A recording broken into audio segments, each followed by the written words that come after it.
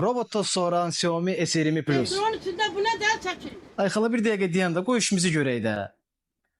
Gedək açaq görək nə var, nə yox. Aşıyaları aşkarlama sistemi 6000 Pascal soğurma gücü. Toz soğuranın sağ tərəfində divar aşkar edən sensor quraşdırılıb. Mərkəzdə isə yerdəki obyektlərin aşkarlanması üçün sensorlar sistemi yerləşdirilib. Əsas naviqasiya orqanı lidardır. Robotun aşağı hissəsində 3 şoalı yan fırça, nəm təmizləmək üçün 2 ədəd fırlanan mop var.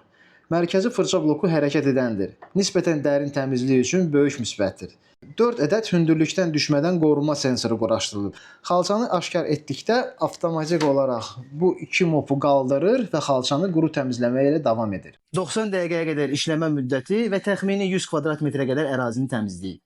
Sərbəst təmizlik rejimindən başqa öz smartfonunuza Mi Home proqram vasitəsilə siz hər hansı bir ərazini seçib yalnız orada təmizliyi ayarlaya bilərsiniz və yaxud da əksinə hər hansı bir ərazini seçib qadağan olunmuş kimi qeyd edə bilərsiniz ki, toz soğuran o əraziyə daxil olmasın.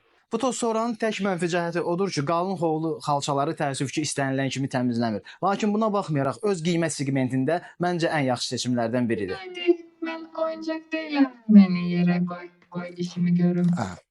Bağışla.